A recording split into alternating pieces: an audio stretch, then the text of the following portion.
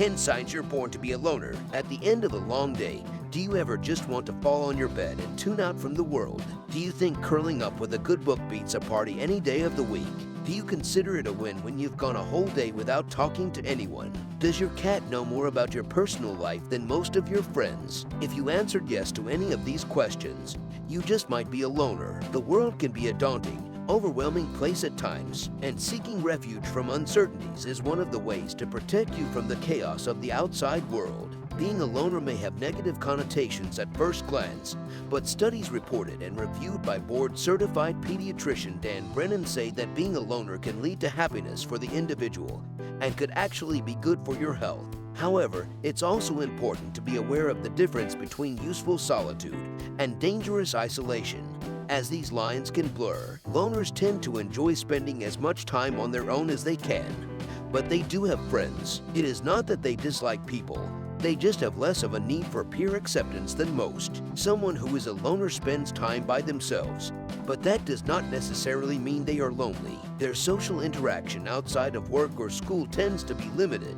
though they can be charismatic and charming, albeit not necessarily a social butterfly. A loner is a person who does not seek out, or may actively avoid, interaction with other people. There are many potential reasons for their solitude.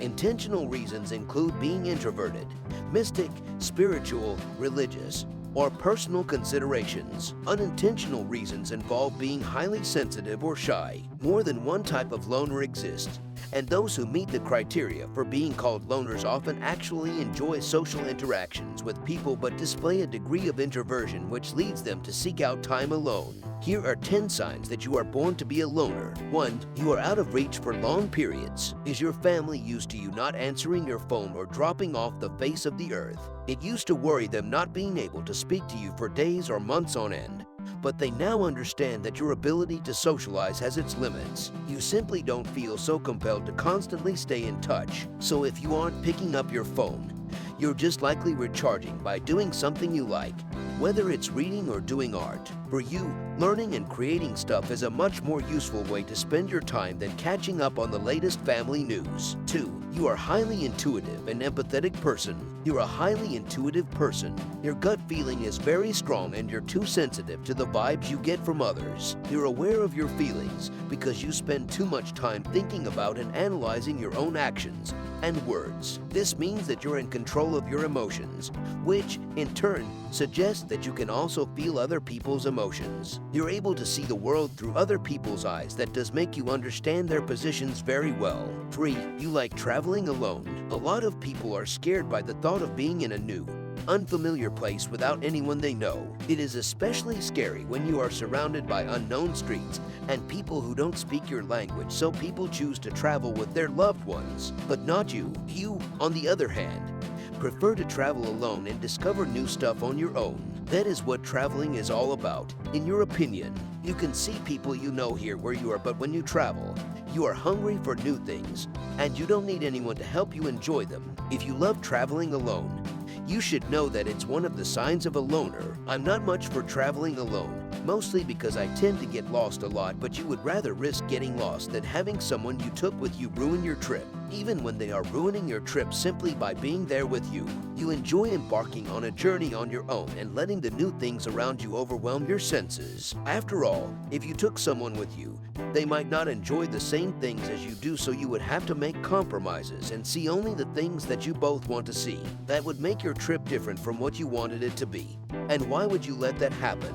It's much easier to take along just your backpack and your adventurous spirit with you when you go traveling. A prospect of setting off on a one-person global tour can be daunting to some, but not to you. You gladly jump at such an opportunity. Traveling solo gives you a chance to go wherever you like, to do whatever you want, without having to adhere to someone else's plans and itineraries. Also, traveling on your own can help you get in touch with yourself. Meeting new people on your solitary travels can make you more communicable and self-confident.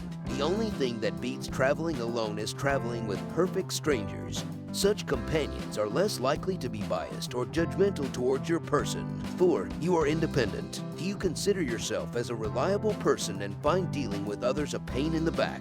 As a loner, you don't go after people when they choose to walk away. You are fiercely independent, even finding people more trouble than they're worth at times. At school, a high-performing loner would feel the need to take up the task of their underperforming groupmate during class projects if they're doing an especially bad job, even if they hate the idea of carrying someone else. Aside from that, as a loner, you aren't afraid to act as the lone wolf and stand up to your beliefs as well. 5. You feel like your pets get you more than some humans. Just because you're a loner doesn't mean you're always eager to be completely alone.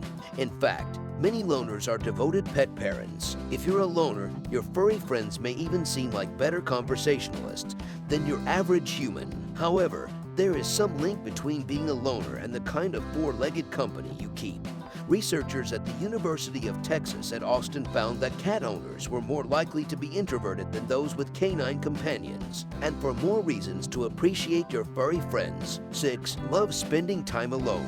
Being a loner means enjoying your own company. It's one of the most basic traits of a lone wolf. Solitary people are psychologically self-sufficient and never get bored alone. If you are a loner, you would prefer to spend a weekend at home all by yourself than waste it on shallow talk and meaningless pastimes in the company of other people. You aren't afraid to be alone. You choose peaceful solitude over being in the wrong relationships or hanging out with random people. 7. You care about quality, not the number of social connections. Typically, a loner has very low needs for social interaction. They are more likely to get bored when surrounded by other people than while being on their own, so they see no sense in living an active social life and maintaining a big circle. People usually have many different acquaintances and friends, which inevitably leads to the fact that some of them will be just random and superficial connections. In comparison, a loner tends to have very few friends, most likely just one or two, but these will be honest and loyal people bonded to them by a deep emotional connection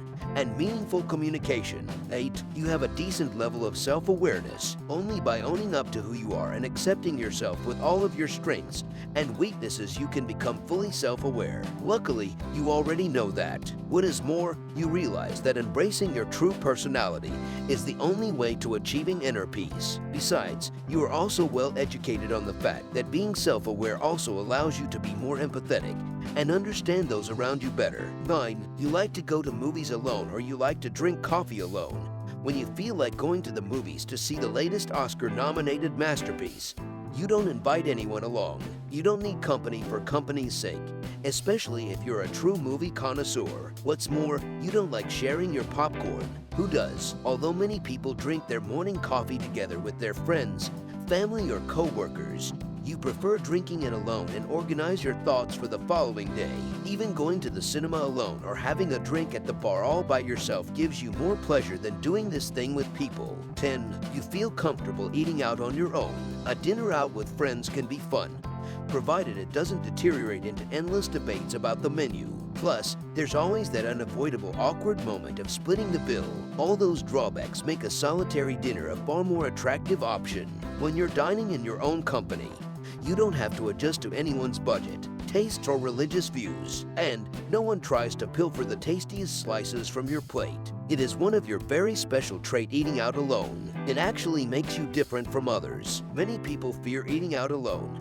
They always need someone's company, but you are simply comfortable being on your own. Technology today has enabled us to pretty much work from anywhere, and with a growing remote workforce, you have the recipe for both lateral and literal movement. Even remote workers are not absolved from being labeled a loner. In fact, being remote puts more of the onus on them to show up and be engaged when they are needed most. We all need our space from time to time to gather our thoughts, make a private call, or simply gather our thoughts. As Einstein once said, be a loner. That gives you time to wonder, to search for the truth.